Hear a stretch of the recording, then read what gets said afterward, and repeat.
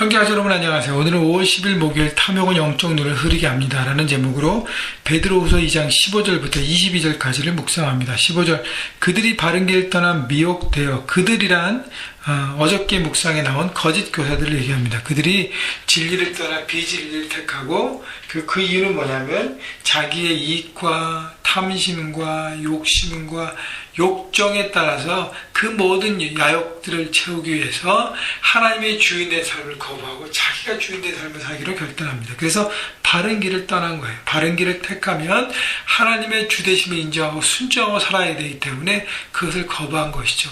바로 아담과 하와가 에덴 동산에서 실패한, 죄를 택한 이유도 바로 그거 아닙니까? 네. 그 선악을 알게 하는 나를 먹으면 하나님처럼 된다는 악한 마귀에 미혹되어 어떻게 해요? 결국 자기의 주인된 삶을 선택하잖아요. 결국 그래서 무너지고 멸망하지 않았습니까? 그래서 미혹됐다는 것이죠. 그런데 부올의 아들 발람의 길을 따르느다. 발람 선지자는 민수기 나온 이야기처럼 하나님의 말씀에 순종하지 않고 하나님의 백성을 저주했습니다. 저주하려고 시도했습니다. 그 이유는 모압왕 발락의 어떤 사주를 받고 그 경제적인 어떤 그 부와 보상에 눈이 어두워서 결국 말씀이 아닌 비진리와 하나님의 백성들을 저주하는 길로 선택했다는 것이죠. 그는 불의 삭스를 사랑하다가 결국 불의 삭스는 거짓된 세상의 가치 욕심에 더 가치를 둔 거예요. 그러니까 하나님의 진리의 말씀보다는 세상의 가치에, 자기의 삶에 더 가치를 두고 우선권을 두었기 때문에 결국 진리를 버리고 자기가 원하는 삶을 살았다는 것입니다. 16절 계속 볼까요? 자기의 불법으로 말미암아 책망을 받되 말하지 못하는 나귀가 사람의 소리로 말하여 이 선지자의 미친 행동을 저지하였느니라. 자, 그래서 발람 선지자가 하나님 말씀에 순종하지 않고 하나님의 백성들을 저주하러 잘못된 길을 선택하고 갈 때 하나님이 누굴 통해서 막아요? 그가 타고 간 나귀를 통해서 막습니다. 나귀가 그를 막습니다. 그리고 하나님의 말을 전합니다. 여러분, 하나님께서 얼마나 급하셨으면 이 나귀를 통해서 역사할까요? 발람 선지자는 하나님의 선지자에도 불구하고 하나님의 말씀을 듣지 않았습니다. 하나님의 음성을 듣지 않았습니다.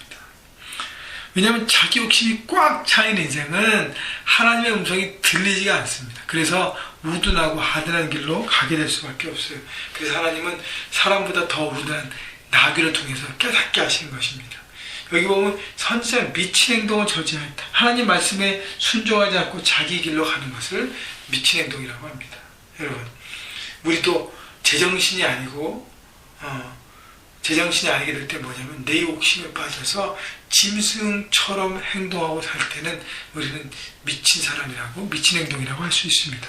여러분, 그렇기 때문에 우리의 정신을 올바로 차리고 과연 내가 무엇을 선택한 것이 바른 것이 계속적으로 깨닫고 지난주 메시지를 나눈 것처럼 영적 전쟁하고 약점과 강점과 그 모든 것을 점검하면서 무장해야 한다는 것입니다.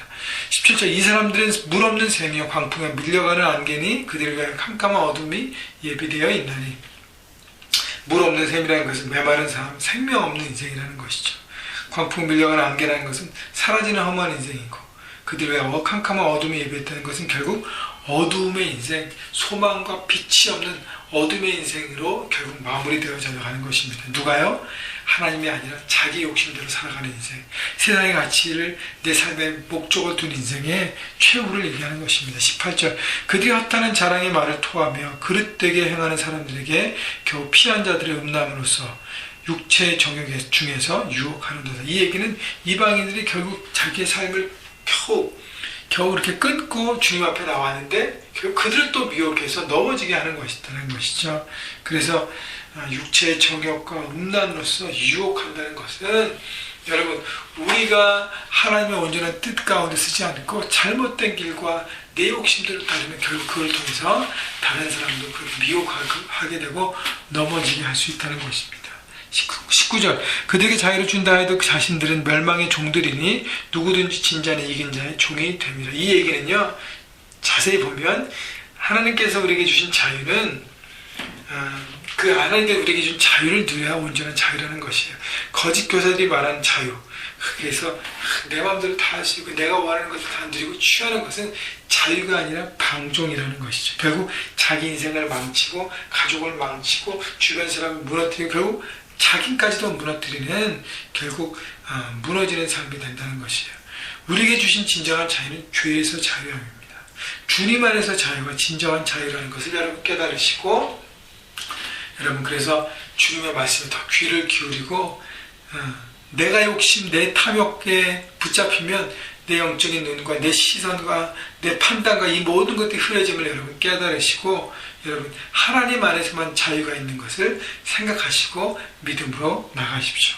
자, 20절부터 마지막 22절까지는 예수를 먼저 믿었는데 나중에 믿은 후에 다시 과거의 삶으로 돌아가서 하나님을 떠나간 사람들은 그전보다 더 악한, 더 열악한, 더 악한 상황으로 전락된다는 것을 얘기하고 있습니다. 20절 만일 그들이 우리 주 되신 구주 예수 그리스도를 알므로 세상의 더러움을 피한 후에 다시 구중에 얽매이고 지면 그 나중 형편이 처음보다 더 심하리니 의의 도를 안 후에 받은 거룩한 명령을 저버리는 것보다 알지 못하는 것이 도리어 그들에게 나으리라.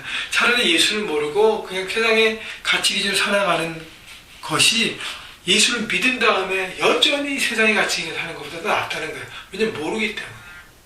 알고도 악한 길을 선택하는 것은 더 안 좋다는 것이죠. 그렇기 때문에 여러분 삶에 아직도 내가 넘어지는 죄악이 있지 않습니까?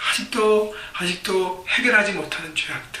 여러분 주님 앞에 그 모든 걸 내놓고 십자가에 못 박으십시오. 주의 볼로 뿌리십시오.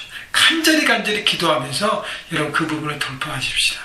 우리가 모두 연약하지만 그러나 우리 죄를 자백하면 하나님께서는 미쁘셔서 믿음으로 우리를 바라보시고 그 모든 것들을 눈과 같이 자유케 하신다고 씻어준다고 말씀하십니다. 여러분 오늘도 겸손하게 주님 앞에 고백하시고 우리가 죄인임을 고백하고 하나님의 십자가를 통해서 용서함 받고 우리의 모든 영혼이 정말 이렇게 깨끗하게 되어야 우리의 영적인 눈과 마음이 열리게 됩니다. 그래야 다시 그 죄악 가운데 범하지 않게 됩니다. 여러분 그렇기 때문에 내 중심으로 사는지 하나님의 주권을 인정하는 기뻐하는 것을 돌아보면서 여러분 잘못된 불의의 싹 잘못된 이익과 그 모든 것에 가치를 두지 마십시오. 그것을 포기하고 진리 가운데 올바른 선택을 세상의 현장 가운데 하면서 거짓 교사처럼 사람을 무너뜨리는 인생이 아니라 생명을 살리는 하나님의 사람으로 오늘 세상의 현장에서 승리하시기를 주님의 이름으로 축원합니다.